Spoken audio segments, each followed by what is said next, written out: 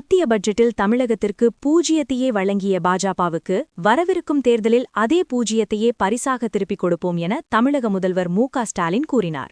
விருதுநகர் அருகே கல்குறிச்சியில் நடைபெற்ற திமுக இளைஞரணி தென்மண்டல நிர்வாகிகளின் பிரம்மாண்ட கூட்டத்தில் பேசிய முதல்வர் திராவிட மாடல் ஆட்சியின் சாதனைகளை பட்டியலிட்டார். கடந்த தேர்தல்களில் 40க்கு 40 வென்றது போல வரும் சட்டமன்ற தேர்தலில் 200க்கும் மேற்பட்ட தொகுதிகளில் வெற்றி பெற்று 7வது முறையாக திமுக ஆட்சி அமைக்கும் என உறுதிப்பட தெரிவித்தார். இந்தி திணிப்பு, நீட் தேர்வு மற்றும் மாநில உரிமைகள் பறிப்பு போன்ற விவகாரங்களில் பாஜகவை கடுமையாக சாடிய அவர், மாநில கட்சிகளை ஒழிக்க நினைக்கும் பாஜகவின் கனவு பலிக்காது என்றார்.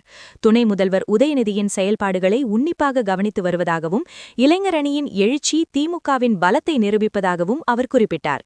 எதிரிகள் மிரளும் வகையில் திமுகவின் வெற்றி அமையும் என தெரிவித்த முதல்வர், அரசின் சாதனைகளை மக்களிடம் கொண்டு செல்ல தொண்டர்களுக்கு அழைப்பு விடுத்தார்.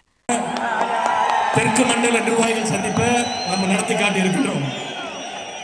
இங்க இருக்கக்கூடிய நிர்வாகிகள் உங்களுடைய எழுச்சியையும் மகிழ்ச்சியையும் பார்க்கும்போது இது வெறும் நிர்வாகிகள் சந்திப்பா அல்லது வர இருக்கக்கூடிய தேர்தலுடைய வெற்றி மாநாடுன்னு சொல்ற அளவுக்கு மிகுந்த எழுச்சியோடு நீங்க கலந்து கொண்டிருக்கிறீங்க. பாசத்திற்கும் வீரத்திற்கும் பெயர் போன தென் மண்டலத்தில் இருக்கக்கூடிய 10 மாவட்டங்களிலிருந்து 58 தொகுதியிலிருந்து 1,00,000 நிர்வாகிகள் வருகை தந்திருக்கிறீங்க. வந்திருக்கக்கூடிய அந்த 1,00,000 இளைஞர் படைய நிர்வாகிகளை உங்களுடைய சகோதரனாக, உங்களுடைய டீம்மேட்டாக வருக வருக என வரவேற்கின்றேன். தலைமை கழகத்திற்கும் என்னுடைய நன்றியை நான் தெரிவிச்சுக்கிறேன். இந்த நிர்வாகிகள் மூணாவது விஷயம் நான் சொல்வது,